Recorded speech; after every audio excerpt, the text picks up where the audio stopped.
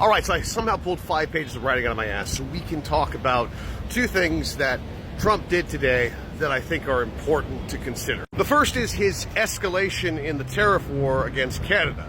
He decided to bump it up from 25 to 50%. The second was a Truth Social post today in which he wrongly declared boycotting Tesla products illegal. They're not illegal. Boycotts are perfectly legal. Now, Trump would not be doing either of these two things if the pushback and the resistance against him wasn't working. It's working with Tesla, and Ontario is not backing down. So the question we have to ask ourselves now is, what is the peak Trump point? Meaning, what is the point at which Trump's words and his threats become empty, hollow? This is why it's important not to fear him. This is why it's important to keep fucking resisting. Because we're not yet at the Night of the Long Knives story arc of this hideous reenactment of German history. And because we're not there, and because we have courts, and because we have judges, we actually still have some ability to fight back even in this quasi-fascist state. It is our job to keep resisting and to get Trump to that point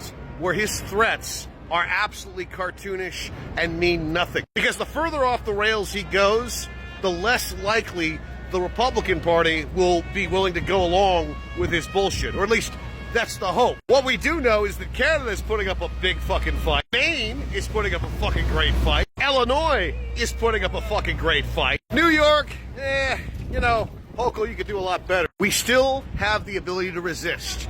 Keep resisting.